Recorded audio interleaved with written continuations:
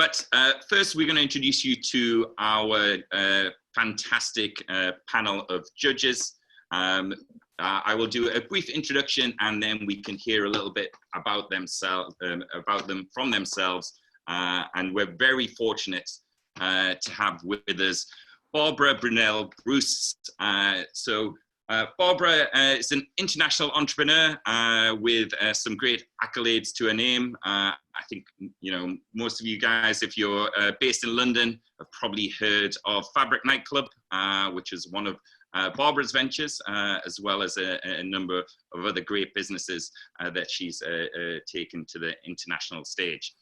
Barbara now works in investments, and I'd love to hear a little bit more from you, Barbara, in your own words. Thank you very much. Hello, everyone. Thank you for having me. Yes, I've had a bit of a crazy career, I must say, and I am a natural entrepreneur who always sees the next shiny thing. I think what I've learned over my career is just to downsize that and think about which one's actually going to work, which one's going to make money, which one you actually see the doors opening for you. And that's the clue when you just go, this one's going to fly. So where I started was investing into a telecoms reseller quite a long time ago. It was when BT had just opened up the market. And we actually took that company to NASDAQ very quickly, probably 2 years into it. And I was just like, oh, that's what you do. You IPO your company. Anyway, so we made a load of money out of our shares, fabulous. And then we saw another gap in the market where nobody had anywhere to put their telecom switches, these huge TARDIS-like things. And so we went, oh, we'll just build one of these places. So we built a telehousing company for the telecom switches. And then crazily, some US ISP came along and went, we'd like to buy you. And I went, oh, thank you very much. That's rather a lot of money. Yes, please. So I've just been very lucky, I think. And then we looked at lots of different projects to invest in, and this meat storage massive warehouse came up where we had this idea to create a nightclub out of it. And I was like, no, I don't want a nightclub.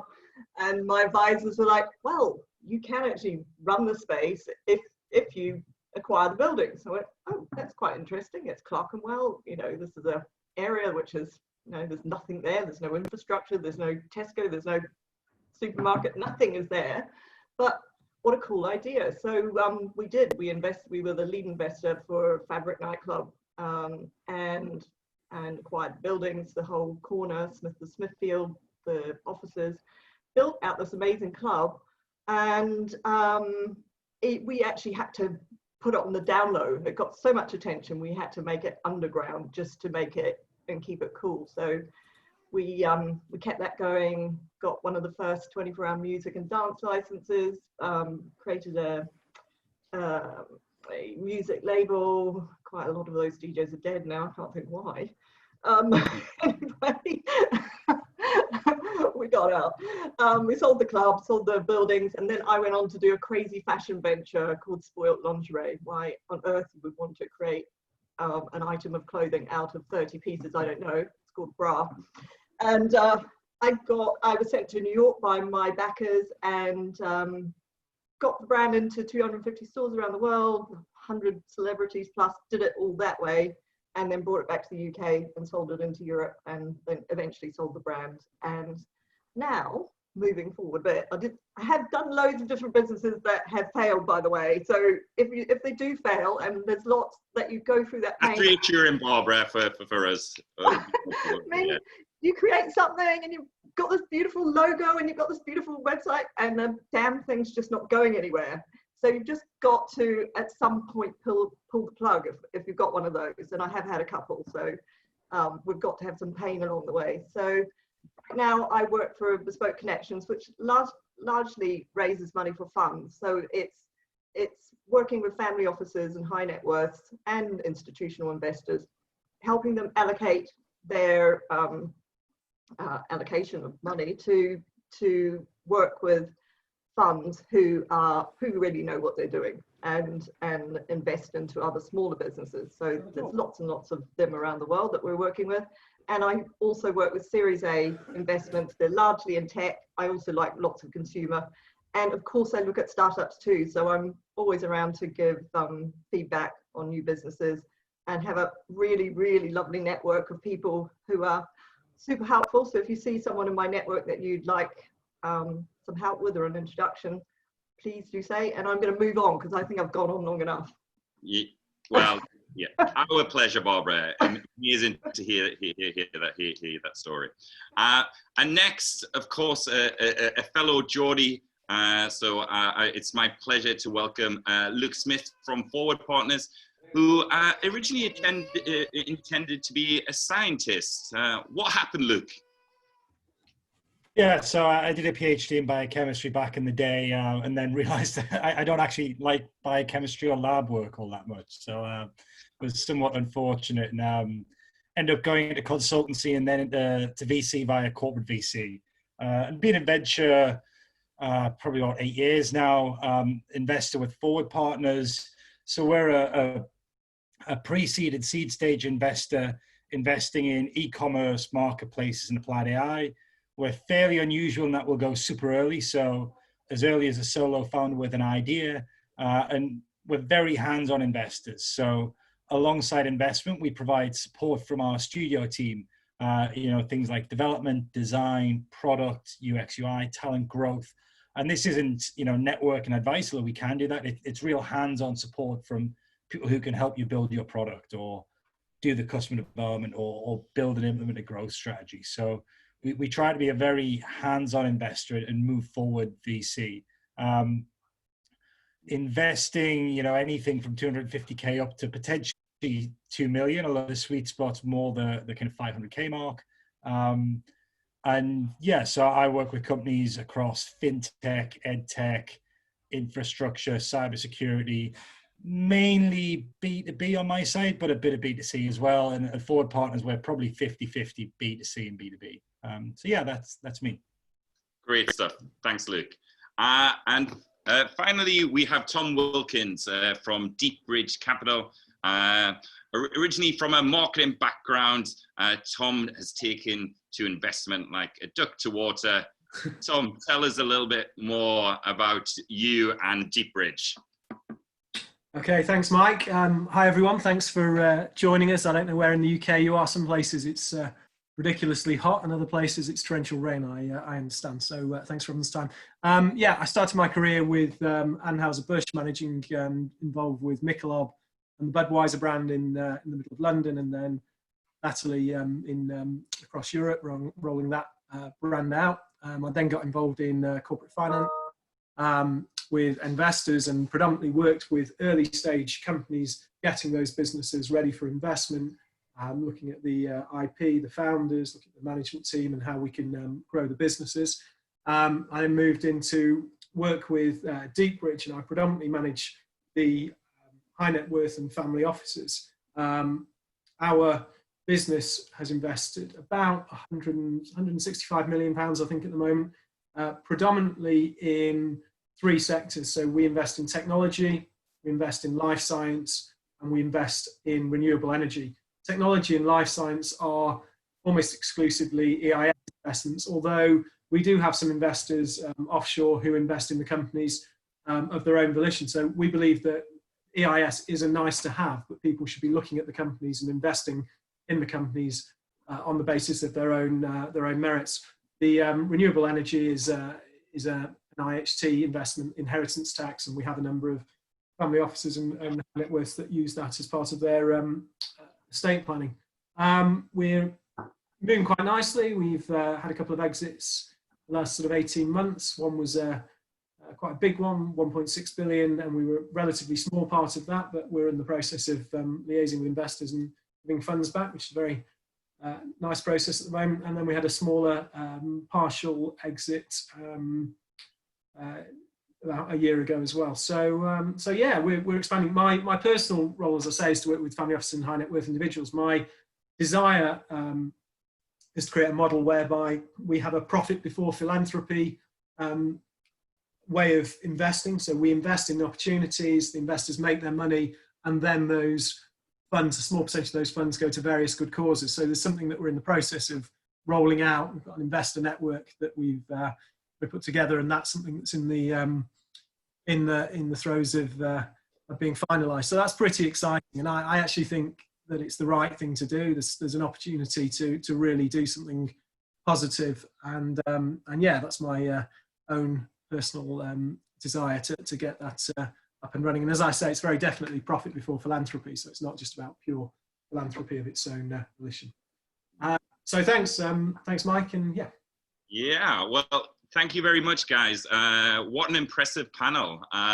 So you've got your hands full, startup founders. If you can impress these guys, they've pretty much been there and seen it. So yeah, I'm sure you're in for a bit of a grilling.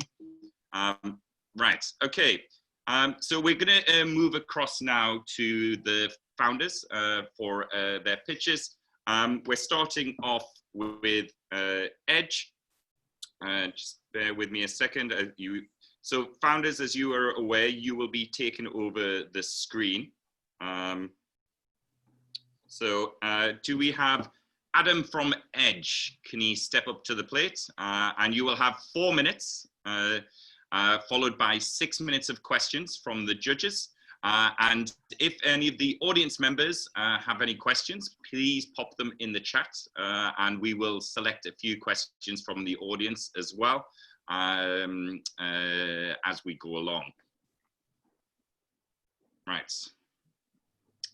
We don't appear to have Adam. I'm not sure where he is. We've got everybody else, but not the guy who's supposed to be up first. Okay. So, well, let's move along to Chris from Flarebright, and hopefully Adam will pop up at some point soon. Yeah.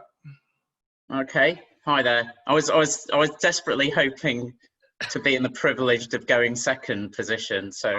Yeah. Well, you're gonna have to warm up the crowd now, Chris. Yeah. Unfortunately. Okay. You need to switch the share screen, I think. And okay. Then, so I need to stop share and yeah. Okay. There you are.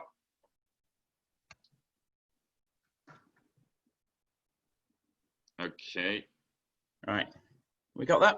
Right. So you've got 4 minutes. Once we hit 4 minutes, I'll let you finish off your sentences, but I'm going to be pretty brutal on this, just to be fair to everyone. Yeah. Okay. Stopwatch to the ready. Okay. Go for it, Adam. Chris. Chris, sorry. Evening. My name's Chris Daniels, and I joined this exciting company, Flarebright, as its Chief Commercial Officer just over a year ago. So my background is a series of blue chip and high pedigree institutions, and for the last 8 years, I've specialised in scale-ups in aerospace and defence. So I hope I can share with you why I took on this sweat equity role and what excites me about Flarebright. Flarebright is a unique position in the world of drones. We're aiming to bring true autonomy to the unmanned aerial world and are already achieving the nirvana of so-called level 5 autonomy for short duration flights. We all know drones are revolutionary and have an exciting future with a large and rapidly growing market. And COVID has actually really helped the sector progress further. For example, with medical delivery trials and package delivery by air without human contact. But there are still aspects holding the sector back. So we're not looking over our skies and seeing lots of drones at the moment. And the reason for that is drones currently need external control to function. So it's typically either GPS or radio communications. And these cannot always be guaranteed due to technical failure, atmospheric conditions, and increasingly state on state or even criminal malfeasance or spoofing and denying activity. And this can have disastrous consequences. For civil drones of any sort, the aviation regulators insist on having a backup system for when a critical system fails. And this is holding back wider drone use, especially above urban areas. This is where Flarebright comes in. And we've started in the military world. The expectation is that in any military operation, GPS is denied and all radio and electronic communication are jammed. So we've developed true autonomy to address this. We're not reliant on GPS or radio comms in any way. And the defence industry is desperate for this technology. We've just been awarded a £226,000 contract. We haven't actually got a finished product yet. We're still developing and flight testing it. Our team has done this before. Our founders cut their teeth for 20 years in autonomous subsea robotics, where GPS doesn't reach under the sea, and there are limited means of communications. They successfully exited in 2014. And our key team, our key technical team, all work together at Seabite. They've all got PhDs in various deep tech areas from top-ranked universities. Kelvin, our CEO, co-founded Seabite and steered it towards its exit. Conrad, our CTO, is an autonomy and simulation expert. And it's this experience of machine learning, artificial intelligence and autonomy that is needed to develop level 5 autonomy. How does our technology work? We use internal systems only, so inertial navigation using tiny accelerometers with a sophisticated flight control system to fly our drone without any outside help. We've developed this using ultra-efficient software, simulation and machine learning techniques. Our test bed is a nano drone, just like this one here, and pictures there. It flies for 20 to 30 seconds and takes geo-referenced videos and images as it flies. So we estimate the market just for this product to be well in excess of 100 million. But our grander aim is to put our flight control software and our system into any and every other drone as a fail-safe alternative to GPS or radio communications. No one else is doing this. A system like this is needed by the regulators before mass adoption of urban drone delivery or other drone operations is permitted. And we've proven this technology through many hundreds of test flights and expect to have reached MVP by the end of Q1 next year. We've got plenty of letters of support from the police, from the Coast Guard, from the Army. I'll let you finish just coming up. And we've been selected for various competitions with the British Army and with Future Flight. So the ask, our founders have so far put in 350,000 into the company.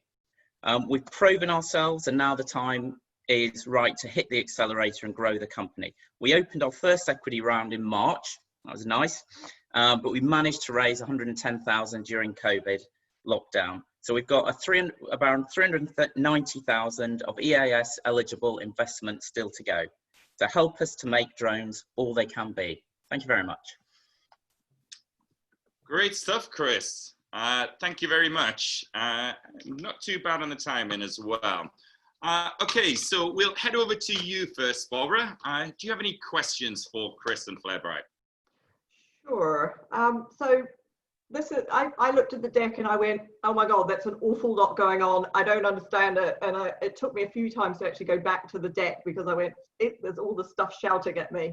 So I got rather nervous of it. So I asked my friend who's the editor of Aerospace Tech Review, what she thought of it, former pilot. She absolutely loves it. She didn't mind about the noise of the deck. So she thinks it's a hugely interesting space. Her concerns were, because most of it were positive, she gave me like a whole page of positives, so I can give you that feedback, Chris. Awesome, thank you. And probably get you a review in there as well. Excellent. It's a US-based magazine. Concerns were limited flight time, recharge time, and weather limitations. But like any new technology, these improve along the way, like electric car batteries. And I'm thinking for funding, I've come across people who are ex-military that are in the security sector that invest in this space that I could potentially get you introductions to. So yeah, that's it from me. Okay, thank you. Can I just address a couple of the points Sure. you said there? So absolutely, sort of military security space really gets us intuitively. Yeah. In terms of the short duration, what we're doing is difficult, and that's why nobody else is really doing it. And we've got 20 years of experience of doing this under the water, and we can control this for 30 seconds, which is great. We've got a product that's really useful that has a flight time of 30 seconds.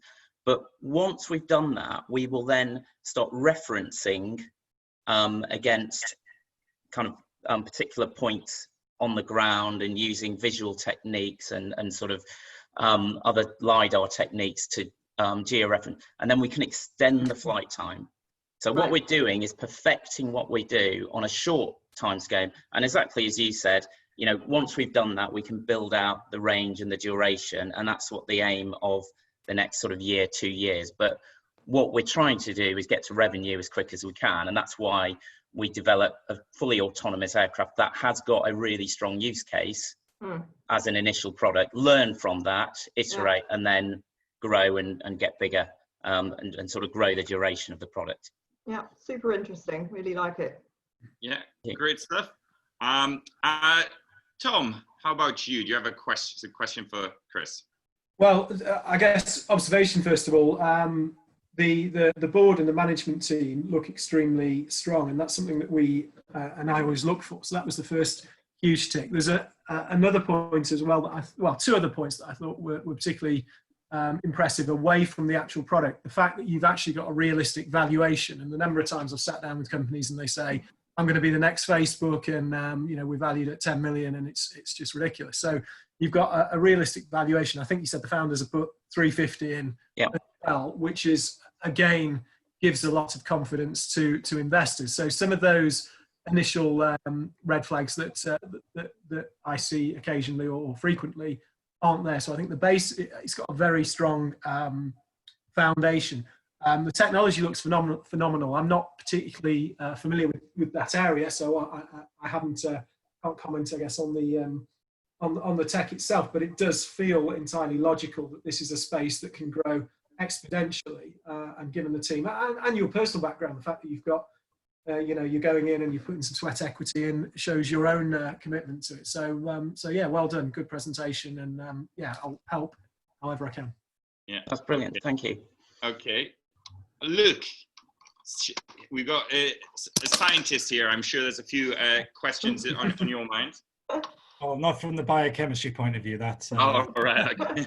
We won't go there. But Chris, thank you. Great presentation. I'm keen to hear a bit more about the contract you've got. Can you just talk a bit about the kind of pain point you're solving, and what the structure is there? You know, is it kind of something style, or is it product? What does it look like? So we're, until we've had the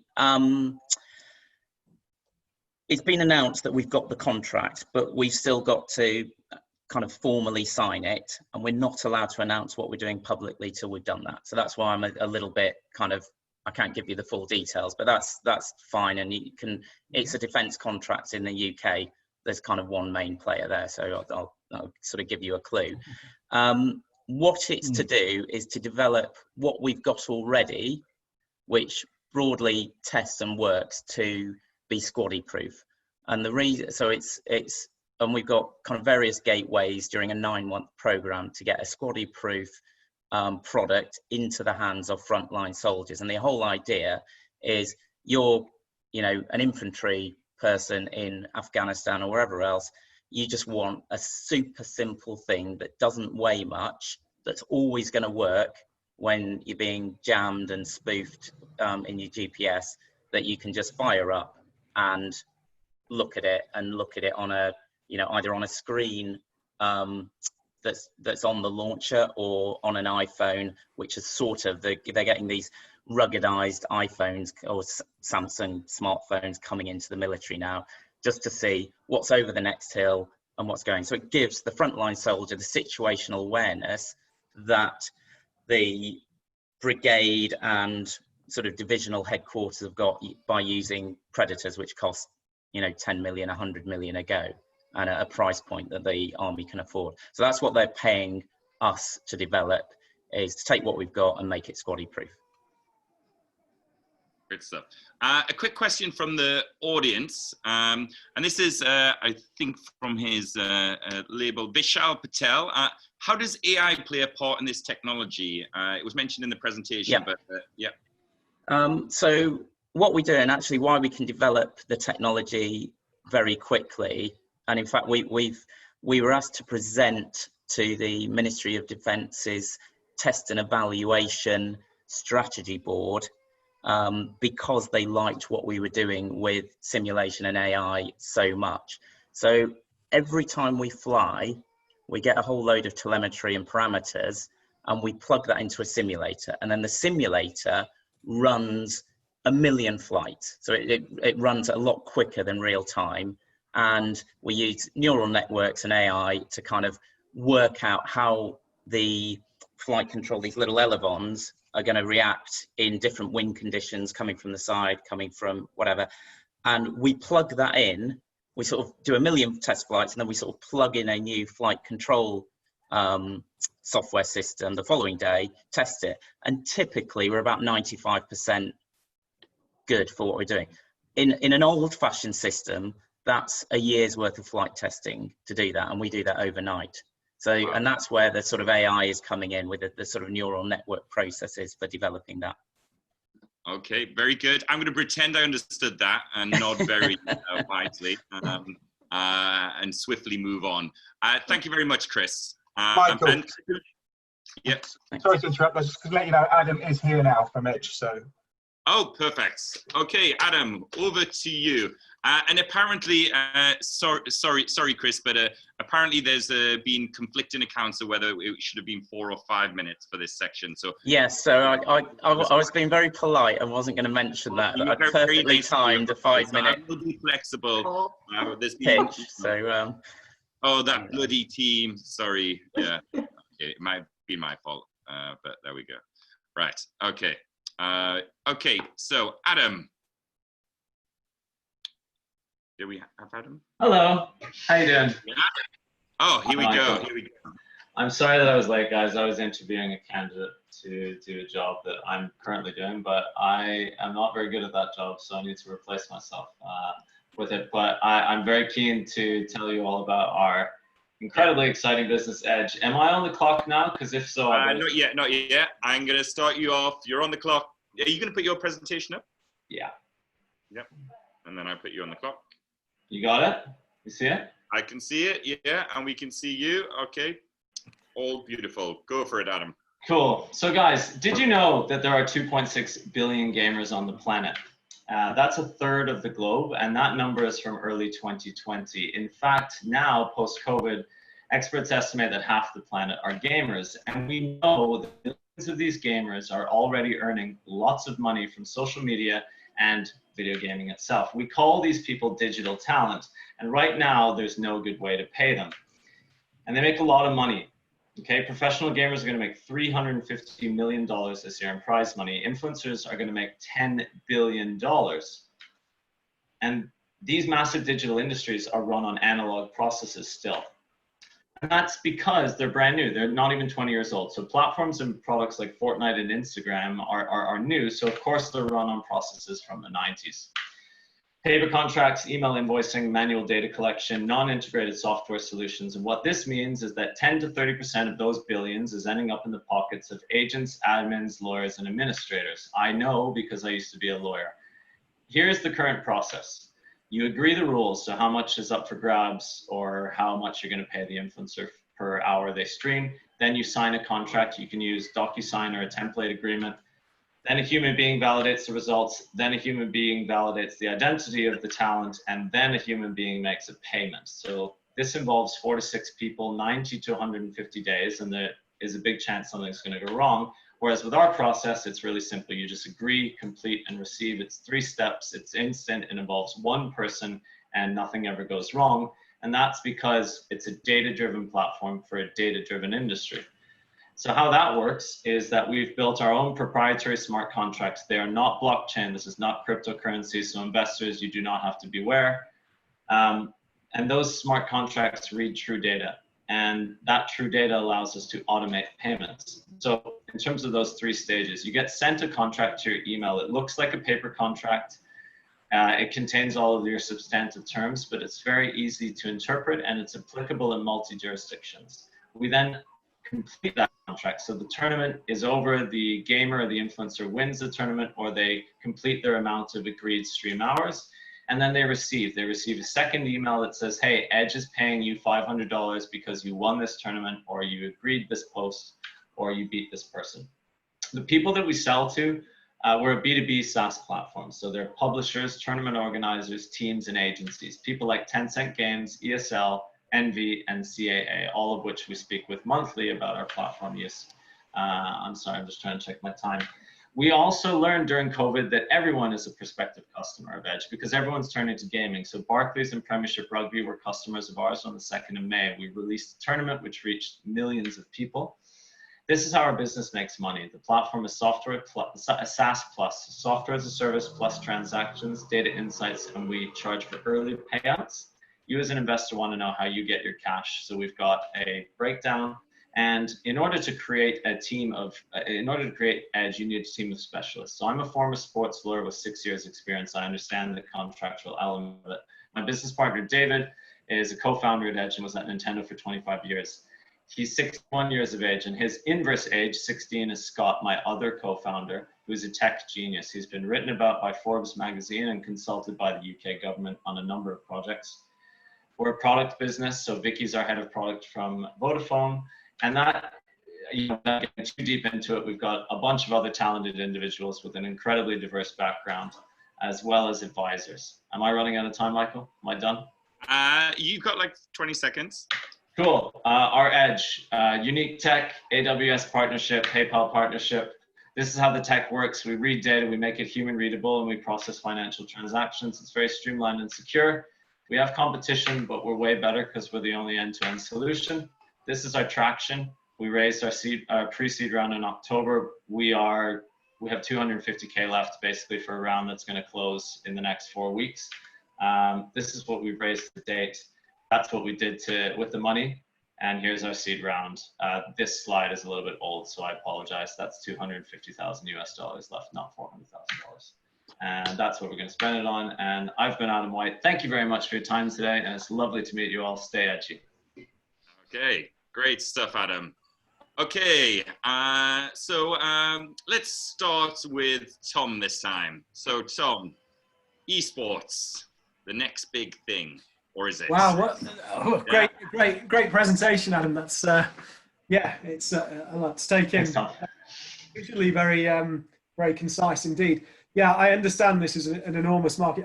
I knew we were over 2 billion in terms of the number of people globally gaming, but 2.4 and going up to potentially half the globe is incredible. I think in terms of my questions, my first question would be, where are you with valuation with the business? We're raising at a $6.5 million pre-money valuation USD. Okay.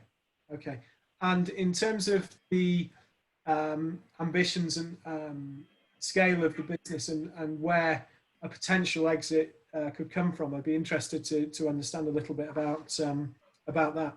Yeah, so we think that our Series A will be pretty well looked after already. We've got some very advanced conversations with PayPal and Intel, who we perceive as prospective exit opportunities. The other businesses that we'd include in there would be Tencent Games, who is my dream exit, because I think they'll be the biggest business in the world. And the second one would be someone like Twitch or you know, one of those streaming platforms that are interested in data on how gamers are interacting with commerce. Yeah. And what, in terms of where the business is at, what are the biggest challenges you're facing? Obviously, recruitment is a hot topic given your opening remarks, but yeah, what's the challenge in that space and how competitive is it? Yeah, we've definitely got a couple of competitors. I mean, I think data-driven business is absolutely the future of, I mean, why would you inject physical processes to monitor and manifest a digital industry? It doesn't make any sense. So that's definitely going to happen. There's a couple of people taking different approaches to it. They're great. Athlane is a competitor who we admire a lot. Opera Event is another one, both of which have raised a couple $1 million. They're tackling it from a slightly different angle. So we do think that our industry is going to grow hugely. Now, what keeps me awake at night and what I feel our biggest challenges are just growing faster, hiring better talent. Really, my business partner Scott is absolutely amazing, but he's only one guy. So, yeah, I want to pad that out around him to make sure that we win this race. Right. Yeah. Super. Great. Yeah, brilliant. Thank you. Yeah, over to you, Luke. Hi, Adam. Thanks very much for that. Now, impressed that you got through so many slides so promptly. So great for that. And congrats on clearly being in a good place for the round. In terms of questions, so you talked a little bit about revenue, but I'd be keen to hear a little bit about pricing and also the implications of that in terms of addressable market. You know, how big can you get with the kind of pricing model you're going to implement? Sure. So just to uncouple that, our pricing model is SaaS Plus. We charge $100 for 50 contracts, 50 users. So if you want to send an influencer agreement that says you're going to post this on Instagram at this time, and this on Twitter and this on YouTube, we'll monitor all of that data, verify that for 50 accounts for $100 a month. We charge 3% of any transactions that are automated by our contracts. So we have a partnership with a PayPal subsidiary. So we can do the contracting and we can also do the payment. And we charge 3% transaction fee, which is, it's about 90% saving on that individual having to put that data into a spreadsheet, pay somebody to transfer that money from their account to a PayPal account. The total addressable market is 30% of 11 billion and growing every single year. How much of that can we win? I don't know. I hope that we win all of it, but realistically 50%. How we do that, I think that we're looking at long-term SaaS deals and having that sort of deep penetration because we're first past the post and we're best in class. So we definitely have the best product right now. Okay. Great. Yeah, great stuff, Luke. We've got 1 minute left for a quick question, Barbara. Barbara, you're on mute. You're on mute. 45 seconds left. What's the critical mass of teams and leagues for success? How much do we need to make money? Yeah. 100 teams, 50 leagues. Oh, nice. There's okay. There's 13,000 leagues and 100,000 teams. So yeah, we'll be okay. Okay. And IP, is it defendable? Yes. Once we raise this round, we're going to patent our smart contracting technology. We've hired the law firm already. They're briefed and instructed. We just need to have the money to pay the bills. Right. Okay. Nice one. Okay. Great business. Great stuff. Thank you. Okay, Adam. It was worth the wait. Well done. Cheers, mate. Sorry for the tardiness. Yeah. No problem. No problem. Right. Okay. Who do we have up next, Ben? Oh, yeah, wait. So we have Tess from Step 1 Fertility. Hi, everybody. Oh, hey. Right, okay. If you want to get your slides up. Okay, great stuff. Oh, you're quicker than me. Okay, I'll set. Right, I'm going to kick you off. Oh, no, it's gone again.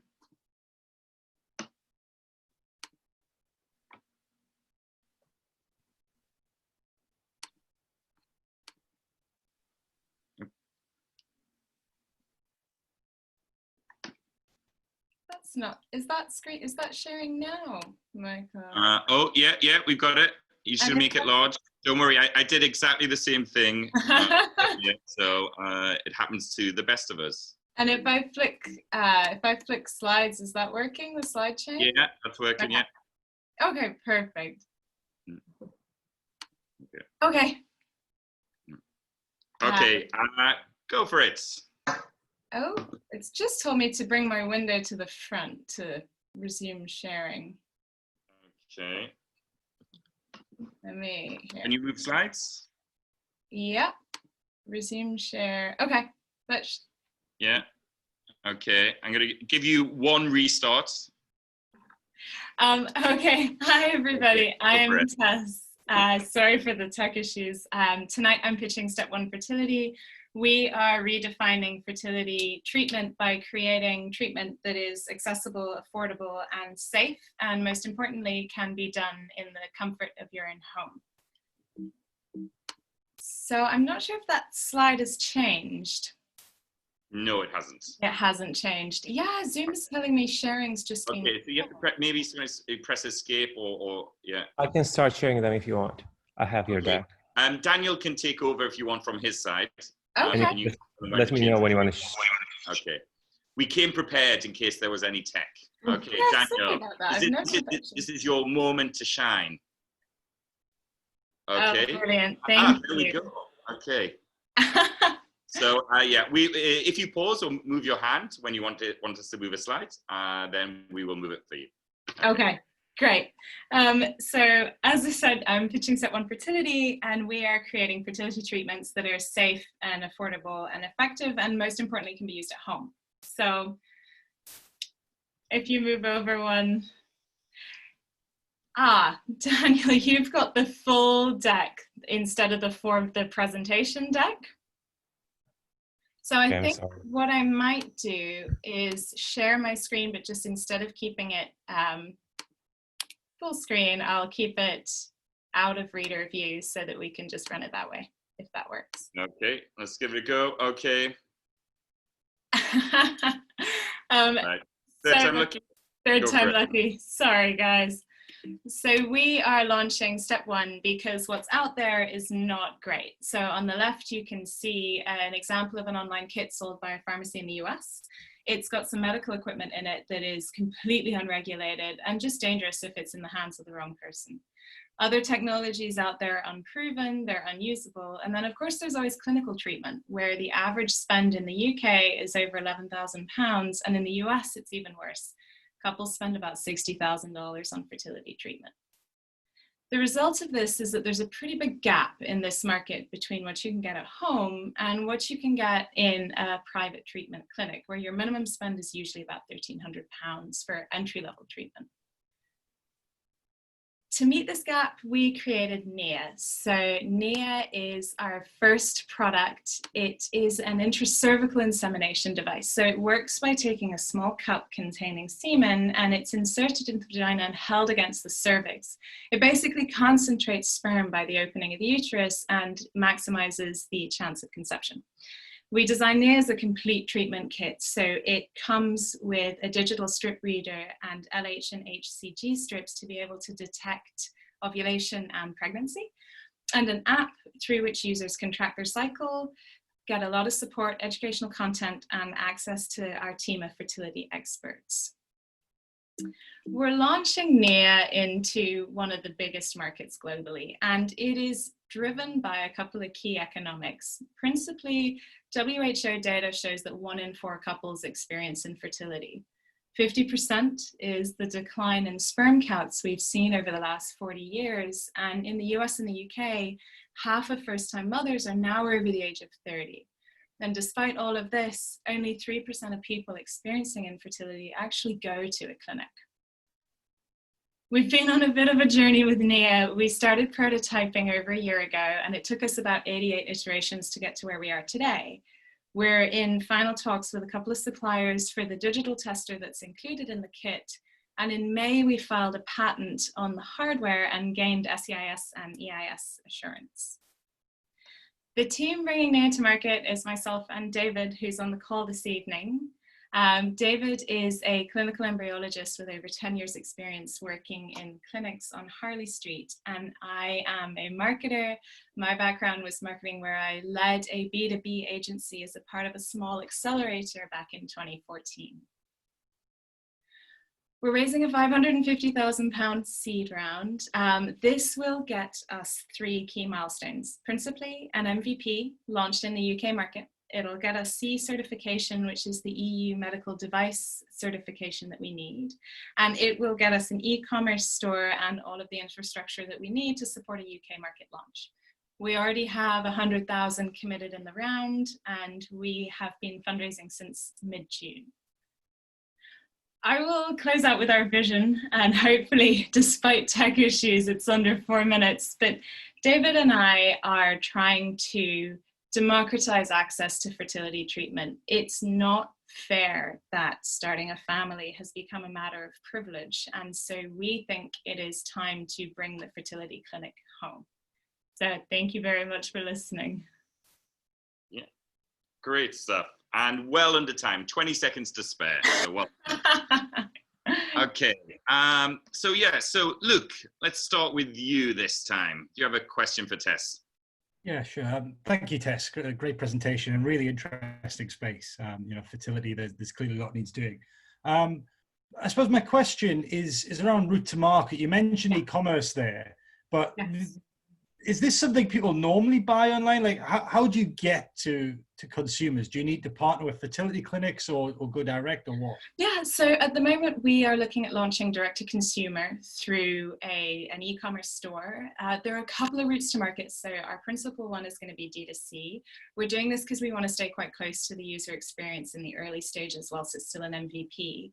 We would look at partnering with fertility clinics, and there is a professor of reproductive medicine who's the head of a clinic down in Southampton, and very early on she asked if she could bring our tech in clinic and offer it as a gateway treatment for patients who are not ready to commit to IVF. So one of our routes would also be through fertility clinics, but interestingly the main secondary route that we're looking at pursuing is sperm banks, partnerships with sperm banks. At the moment you get a giant an envelope of frozen semen sample alongside a syringe, and for a lot of people using donor sperm, we think that shipping the sample alongside a kit like this would probably be a bit of an upsell. So we're looking at going through sperm banks as well.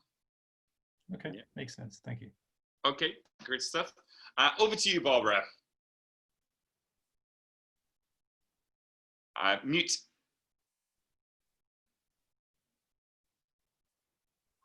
Sorry about that, taking up valuable time. I thought it was quite an intimidating bit of equipment, but you've packaged it really beautifully. So it's still, you know, by the time you get to it and read about it, it's still quite a lovely experience. I think it's an incredibly endearing area to work in, and the fact that people go through IVF and spend all that money and expect something to come out the end of it, and so often it doesn't happen. To be able to do that and not have to have that expectation would be a lovely thing. The questions I had were, I guess the diagnostic tests beforehand can't be compared with the success rates that you get, just because there is no comparison. But do we actually care, because you're actually getting to more people who wouldn't actually be able to afford IVF? So yeah, I do like the space. Yeah, interestingly, the product that we've got is intracervical insemination, and it's based on holding sperm up against the cervix. The clinical equivalent of that is intrauterine insemination, which involves passing through the cervix into the uterus. And in 2018, a scientific peer review was released demonstrating comparable efficacy between this intracervical and intrauterine insemination. And so that was really the critical moment that had my co-founder sit back and think, well, hang on a second, we can really build something here that people can, you know, open out access to treatment. Yeah, very nice. Yeah, okay, great stuff. And Tom, any questions for you? And I think we have a couple of minutes, so any questions from the audience as well, please pop them into chat. Okay, hi Tess. We've spoken before. I absolutely love this business. I think it's I think it addresses an issue, and there was a statement within your presentation where you said privilege shouldn't be or wealth shouldn't be the give people the right to have an advantage over others. I guess better words than that, but words to that effect. And yeah, there's absolutely a need for affordable fertility treatment. So at the heart of it, that absolutely works. I think the market, I agree, that's the question, and how you are going to get sufficient awareness of the products. I believe this could absolutely explode. I think there's a huge desire for people to look for affordable solutions. But yeah, I mean, Luke covered the point somewhat in his question, but it is interesting to see how you are actually going to get that brand out. I think Barbara's point was brilliant as well, in terms of the packaging has been put together in a beautiful way, which is all part of that experience, because it's such a sensitive subject. So I think you tick an awful lot of the boxes. You've come a long way where you're at. But in terms of how you do that, how are you going to, I mean, just reiterate the point, I guess, that you made to Luke, how are you going to take it from where you are now to get significant market share? And I think the market will eat it up if you can get the messaging right. Yeah, there's a couple of things. So principally, Barbara, what you said, I mean, it is an intimidating device, you know, especially for any woman to open up that box and be like, oh, where does that go? I think it is the design direction that we took with it was certainly, let's build something that would not look out of place on your bathroom, you know, on the side of the bathroom next to a soap dish, or to basically normalize the whole conversation around infertility. Because there's a lot of shame about it, right? Like when I went to school, the sex ed curriculum was if you stand close enough to a boy, you'll get pregnant. And then suddenly you start trying at 30, 35, nothing happens, and we don't know why. So we really wanted to create a design that was very welcoming, totally normalizing. I think the route to market's a really valid point. There's a couple of things with the NHS. We're in conversation with UCL partners who spin medtech into the NHS. And because of the wait list, the NHS wait lists and criteria for IVF, we've been talking to them for quite a long time as to whether this could be something that actually NHS GPs could recommend to patients. Because at the moment, patients go into their GP and they say, we're struggling to conceive. And the GP says, okay, well, you need to go away and try for 12 months and then come back and see me if it hasn't happened. And I think for anyone, you don't go to your GP on day one, you go after you've been trying. And so to hear that's so frustrating. So I think the NHS would potentially be a very strong partner for us in terms of getting to market. There are a lot of charities, support networks, social media. People are starting to talk about it. There's an influencer with a couple million followers on Instagram who's got a trying to conceive story. So I think it's the right time to join the conversation on infertility as it begins to kind of pick up pace and get a little bit more public. Okay, great, Tess. And a question from the audience. Will it require clinical trials? No. So because it's based on intracervical insemination, that is a pre-existing clinical treatment.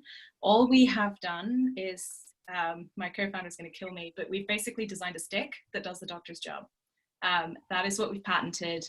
That is what we've done. So no, we don't need to do clinical trials. For CE certification, we're likely going to need to do usability studies with 50 to 70 participants. So yeah.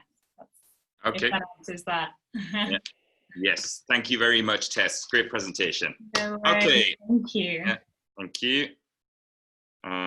Right. Okay. And up next we have Jack from Grapevine. Are you there, Jack? Yes. Oh. Ah, perfect. Right. Okay. And if you want to share your screen. And see that? Let's see. It's looking a bit white at the moment for me.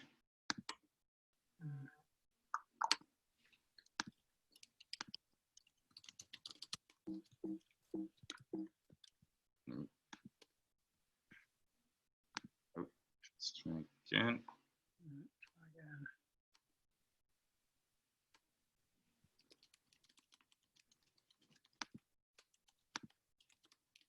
Ah, perfect. Okay, splendid. Do you want to try moving a page just to make sure you can get to the... Yeah. Ah, perfect. Okay, we're gonna set you off, Jack. Okay, go for it. Cool. Hi, I'm Jack, and I'm the founder of Grapevine, and we're an AI-powered digital concierge for business travel. So I don't know how many of you have done business travel before, but the difference between expectation and reality into the process is pretty stark.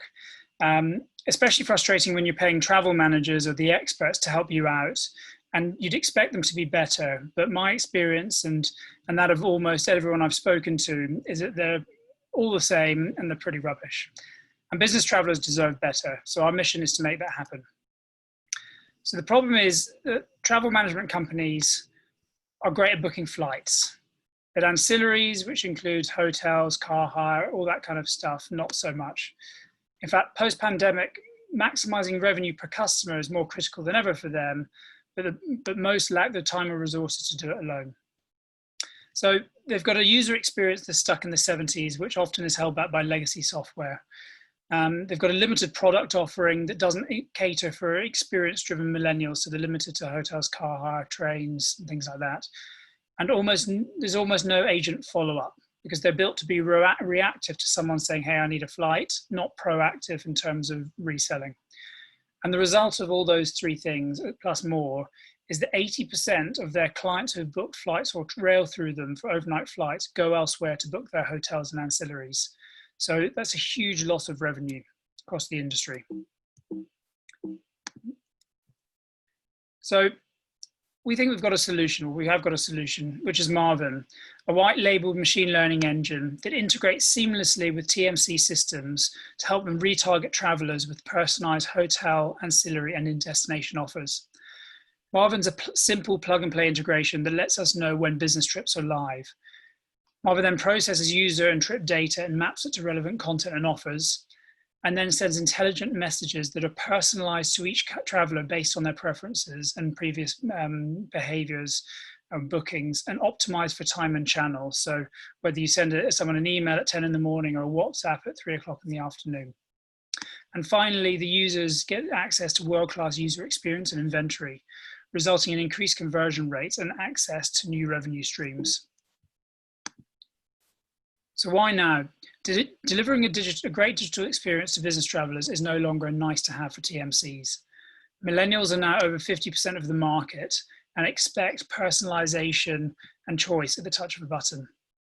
Capturing ancillary revenues and leisure spend is now critical to maximize revenue per traveler post-COVID when less travel is happening. And traveler data is increasingly, and engagement is increasingly important, both for great service and improved duty of care. And finally, for the incumbent TMCs, there's a new breed of digital TMC that has been funded heavily to try and challenge the incumbents. So our view is, why challenge the incumbents when you can be their best friend? Our route to market is therefore partnering with mid-tier TMCs who lack the budget, skill sets, and time to execute and make their product better. Corporate travel is a $1.4 trillion industry in normalized times, and we think the delta between the revenues that they're doing today and where they should be is about 84 billion. And that should be on an incremental change. There's far more in it. And our revenue model is a monthly subscription fee plus a tiered revenue share of bookings driven through Grapevine's technology. We're targeting a 5% market share by year 5, which would equate to circa $130 million in revenue. But we're also looking at new revenue streams, which potentially 10x that target, and we're currently validating that with our clients. So in terms of progress, we signed heads of terms with our first TMC partner in March, who are a top 15 UK-based TMC who do normalized 200 mil revenue. They're highly influential in the market and are incentivized to make industry introductions at their request as part of our heads of terms. We're in the process of integrating with them now and will be revenue generating very shortly. And we're in the process of building a strong pipeline of new clients, so much so that we're on target to sign 2 to 4 more TMCs in Q4 2020. Importantly, our TMC partners said that the pandemic reinforces our value proposition as they need to maximize revenue per traveler more than ever. And so we're building a world-class team to deliver the product. And sort of, at the forefront of that is our latest hire, Barry Cranston, who actually started on Monday, who had senior leadership positions at Expedia, Avis Budget Group, and Oyo. We've also built a really experienced advisory board, including Charles Petruccelli, who's the former president of Global Travel Services at American Express. So we're just in the process now of finalizing our sort of COVID-19 bridge round. I'll let you wrap up there. Okay, thanks. And then we're gearing up for a seed round in Q4. So we're about 80% complete on the bridge round. So space for 1 or 2 more angels, but then that really just gives us enough time to then raise that seed round, or gives us comfort to raise that seed round in good time. And that's it. Okay. And that is Grapevine. Thank you very much, Jack. Thank you. So who wants to kick us off? How about you, Luke? Have you got any questions? Yeah, thanks. And Jack, great presentation. It looks like you've done a lot with not very much investment, so always good to see. And I suppose it kind of touched on what you were talking about with your clients, but I'm keen to understand the sales cycle here and the and how long it takes, because this is a really interesting space. You just need to see the money VC's been putting into new TMCs, but existing TMCs, I'm imagining aren't that tech savvy, have a lot of things on. How do you get attention and how do you make a sale?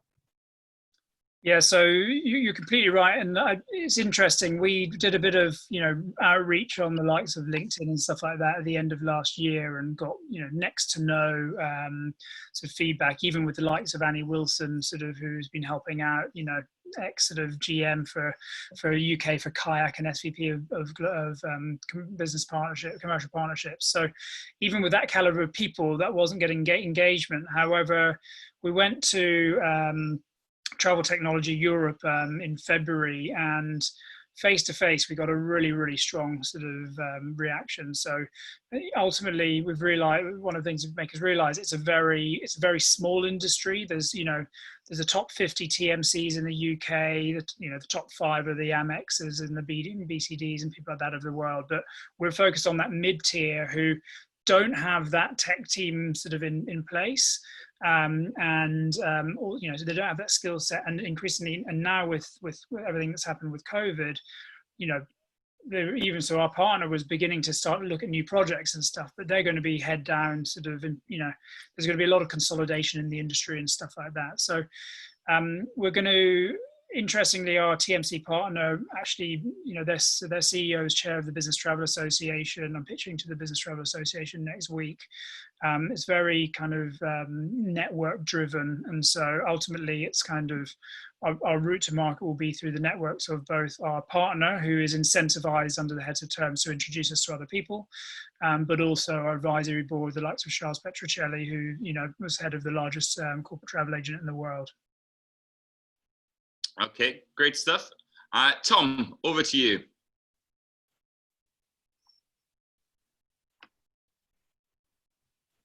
You're on mute, yeah. Okay, fantastic presentation. Again, very strong board and potential for the business. In terms of the, I guess everyone is going to be asking this question, but in terms of the effect of COVID and travel and where that puts you, how have, you mentioned the bridge round, how does that affected you, and how do you see the wider outlook in the medium term, I guess, not the immediacy? What's your thinking in terms of how that's going to affect travel? Yes, it's obviously something we talk very closely with our partners about, and I suppose we have the advantage of being early stage in that we're not, we haven't got 30 staff and sort of having to make redundancies and things like that. So we've been very lean over the sort of, lockdown and things like that. And we built out the product, and we're now integrating, did a bunch of design sprints and things like that, and a huge amount of user interviews. And so we've used our time well. And the anticipation really is that the market is going to be slow for probably another, very slow for probably another 6 months, and then depending on sort of what happens, relatively, I'd say a year to 2 until we're sort of back up to full steam.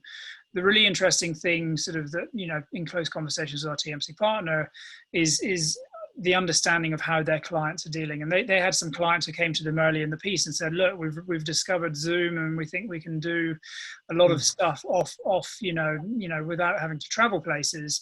And actually in kind of May, June, they came back to them and said, forget what we said, we can't sell shit, for want of a better expression, without actually going. And the reality is that sort of for people who are in sales roles, where networking, conferences, things like that are very important. For us, for example, we need to be out and talking to people and showing people what we're doing. Actually, they need to be out there talking to people, and even with Zoom, if it's them at home on Zoom and their competitors are out sort of flying over to New York to meet people, who's going to win the deal? The other thing is been brought to my attention sort of is, I suppose naively, my view was that business travel was, I suppose, all white men in kind of the city, kind of going to Zurich for banking meetings, whereas corporate travel covers a huge amount of, it's people in the, natural resources, it's people in transport and logistics. There's huge amounts of people actually who've been traveling throughout the pandemic, that because the world doesn't tick without sort of them doing their thing. So yes, it's going to be slow, but I do think it's going to come back, however slow that is. But we're grateful that we're sort of protected in the short term, in that we're kind of we've started at the beginning of it, and we can map our journey accordingly and be lean. But we're at the same time, it gives us the opportunity to talk to a bunch of people who are going to be doing less transaction volume and therefore want to maximize revenue per traveler. And so we've come at a really great time for them. Yeah. Okay, great stuff. And Barbara. Oh, just a quick question, because it is an interesting sector and of course beaten up a bit by COVID. I find that these travel management companies are quite reluctant to spend money. Do they get an opportunity to trial your service? How does that work? Yeah, I mean, our goal is ultimately to be a very simple plug and play integration. Obviously, every different sort of potential partner is different, but we built our architecture, and we're sort of continually refining it so that we can, go and demonstrate it to people. I could plug your name in and we could send you an email and you could test it and things like that. The real proof of the pudding will sort of be with our launch partner and delivering value to them and being able to demonstrate that, because as soon as we can do that, and the ROI is pretty strong. We're at 100% ROI targets for per customer, which is well ahead of most sort of products. Okay. Well, apart from the sector having a bit of issue at the moment, I did speak to someone today who's still investing in early stage travel, so I can have a look at that with them. And I think it's super interesting once you get it right. Everyone wants you to be doing this because we spend way too much time and get such a load of rubbish. So we would love this to work. Yeah. Thank you. Okay, great stuff. And we'll make sure you, Jack and Barbara, connect afterwards as well. That's what we like to hear. Some nice introductions. Great stuff. Okay, thank you very much, Jack. And we're on to our final pitch for the day, which is Andreas from Catch App. Nope. Sorry. I'm on mute now. Okay, yeah, so I'm seeing a white slide at the moment, so I might have to exit out and come back in.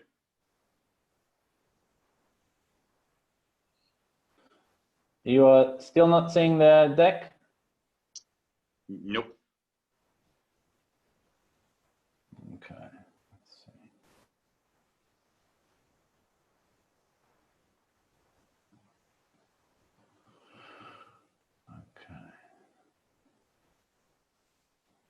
Okay. Sorry, just sharing again now. No problem.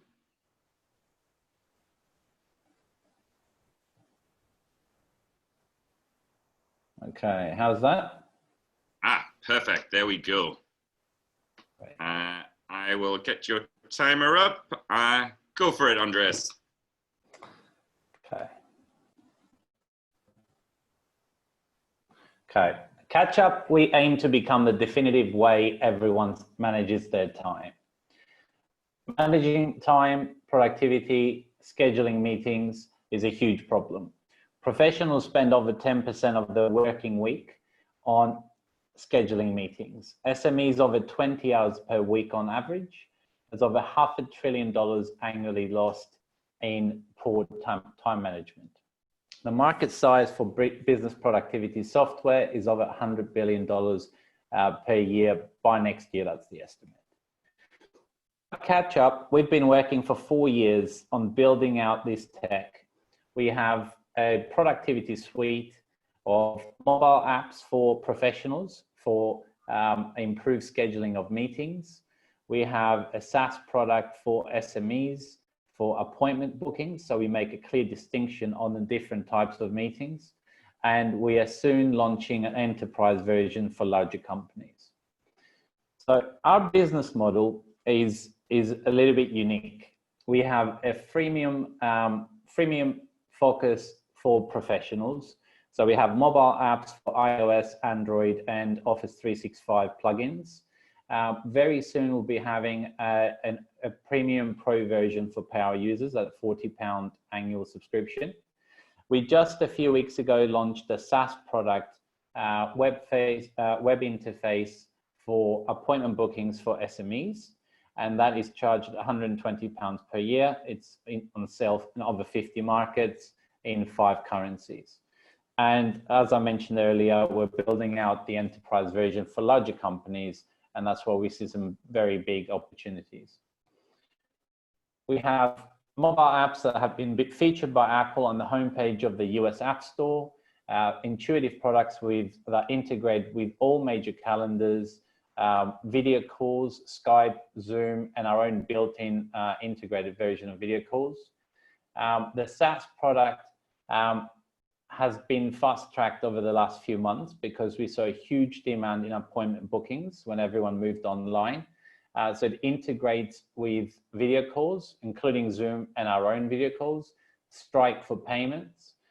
So we saw a huge opportunity in integrating appointments, payments, and video calls. Now, the product roadmap, we have been building out the tech over the last few years. We've proven the model. We have intuitive products. We launched the paid product in SaaS in the last few weeks, and that starts the monetization. We start to scale up. We're aiming to launch the Pro version by end of the year and Enterprise version by Q1 next year. We have assembled the top team, mostly Cambridge Uni guys through our network. I'm a serial tech entrepreneur over 20 years now. I've scaled up several companies. We have a superstar CTO, Oliver Lamming, with over 50 million app downloads to date under his belt. Marcus is our acting CFO. He's full-time at Contentful, where they raised 80 million a few weeks back, and other top members of the team. We are backed by some top investors like Matt Cooper, Saad Choudhury from Miniclip, Matthew from CERN. We've invested £800,000 to date in developing the technology, including winning Innovate UK grant. We have a marketing strategy that mostly focuses on premium partnerships, inherent virality of the product, and when I say premium partnerships, we're focused on referral schemes. The current timing with what's happening in the market and the future of work has accelerated by a decade over the last few months. So we see that as a great time for us to start scaling up. We're very confident about scaling up revenue, and we see some big opportunities in recruitment, telemedicine, and other areas with very active discussions taking place right now. And finally, we're currently live on Crowdcube. It's our 6th day. We've secured £650,000 over the last 6 days with some top lead investors, including the Syndicate Room Fund. And we are investing most of the funding and building out the business development, technical and marketing teams, around 20% or just under in marketing and 10% miscellaneous. So we're EIS approved. We're aiming for a 40x return on investment. And we see lots of opportunity in terms of exit, either via IPO as a globally meaningful company or M&A or being acquired. Thank you for your time. I'd like to open to any questions. Perfect timing. Just only a few seconds past 5 minutes. Very good.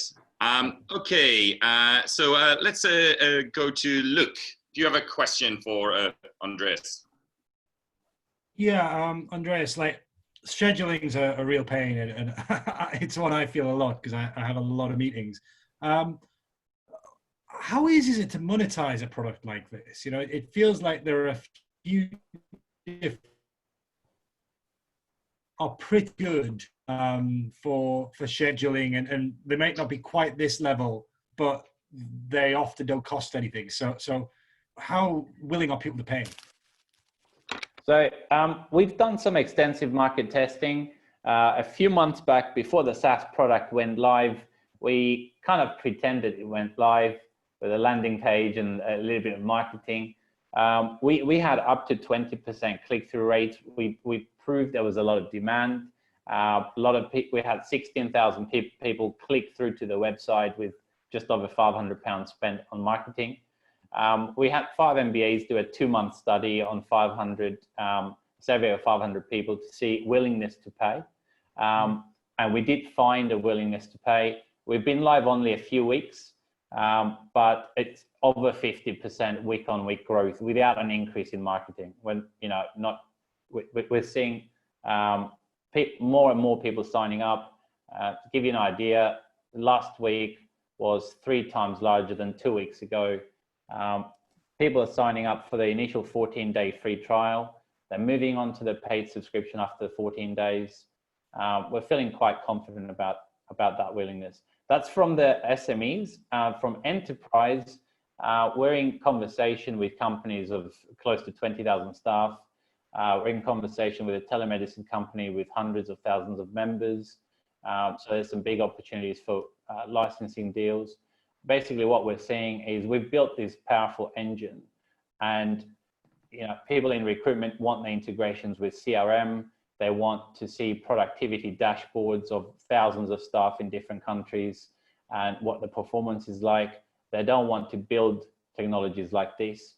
To shorten my answer, even conversations with companies like freelancer.com, they tried building products like this and gave up. So there's a lot of willingness to pay in our view. Okay, cool. I mean, Barbara, over to you. Okay, great timing, I think. The only issue is that people get stuck in one platform and then don't want to move. I absolutely hate Zoom. We're all on it, but I hate actually having to schedule my own Zooms. It's got to be an exception, right? It's all right when you send me the invite, but when I have to schedule my own Zooms, I'm always like, oh God, I managed to do it about 3 times, and then I'm really confused which one I need to go into. So if someone can give me something easier than Zoom, that everybody just suddenly went, yes, we're all joining into this one, I'd go, yes, thank you very much. So how does your payment, I guess, how much is it after that free trial, and how quick is it? So to make a distinction, our focus is not on the video call side. We integrate with all the video calls, Hangouts, Skype, Zoom. Our focus is on making it easier to find the best time for a meeting. And what we found the last few months, I mean, the first few weeks of lockdown, we had over 1,000% increase in weekly downloads from one week to the next. The reason for that is most people are on a free Zoom account. So they go back and forth a dozen times to agree a time. Then they create a Zoom link, and then they create a calendar invite to put the Zoom link into. So it's like multi-step process. What we've done is I can send you a link that already has a unique video call link, whether it's Zoom or not. You accept the time that works for you, and you've got one click, you can add to your preferred calendar, any calendar. You've got the video call links, everything all in one place. Yeah. So we just cut 3-4 steps into one, and that's where we save time. Now, Zoom may improve their scheduling, but we're improving all other functionalities as well. And as a $70 billion company, if they want to improve their scheduling, they'd have to pay. I mean, there are opportunities because that's what we specialize in the time management aspect. Well done on raising all that money, 650K on Crowdcube. We've got some good overfunding, I believe, right? Sorry? You're overfunding, I believe, already. We're overfunding. To be transparent, we will be open to just over £1 million. We want to give ourselves a really strong runway.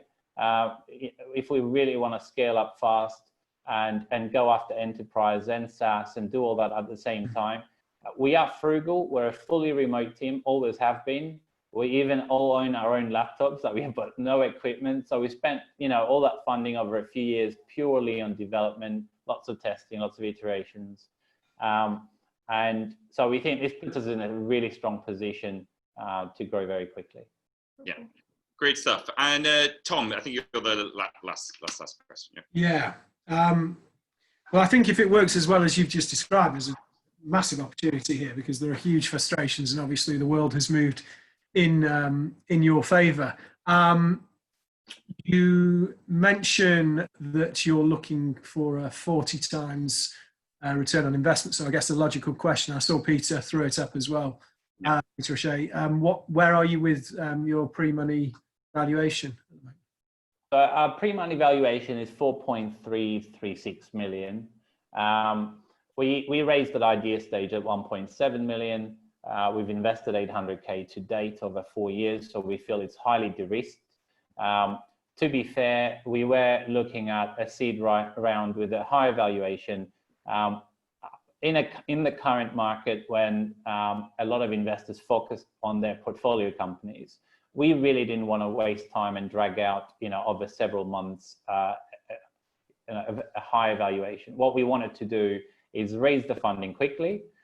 We also saw Crowdcube as an opportunity to really get the word out there, win 1,000, 2,000 fans. And it's working. Loads of people over the last few days are testing the product, getting really good feedback from golf teachers from Wales to piano teachers in New Zealand. And so, it's what we wanted. It's just making a bit of noise and raising the funding at the same time. And just remind me how much it is post those 14 days. Sorry, how much it is? Post the free, I think you said there's a free trial for 14 days. Right, yeah. So I guess it's a monthly fee. Yeah, so we offer the option to pay £20 monthly or £10 per month payable annually, so £120 per year. That includes one-on-one video calls built in. And if you want to accept client payments, it's integrated with Stripe. We don't charge a commission, so you only pay the Stripe fee. And do you have a corporate membership? Not yet. It's a really good product for one-man bands. That's how we kind of launched it initially, one-person businesses, I should say. So, piano teachers and yoga teachers and people who are one-person operators, it's really great for them. In the coming weeks, we're going to have multi-account options in the coming months. So then we can get businesses with 10, 15 staff, multiple accounts, and savings on that. Yeah. Great stuff, Andre. We're going to call it a day there because we're running slightly behind. But thank you very much and well done on a great presentation and congratulations on overfunding. Thank you. Okay. Great stuff, guys. So for the judges, I want to thank you all for being great judges. If you can send me your marks, rating your favorite to your least favorite, and send those across to either myself or Daniel, and then we'll go ahead with the judging and announcing the results shortly. As discussed previously, there will be a poll, but maybe at this point we'll say thank you to the judges and have a little goodbye. Thank you, Barbara, Tom.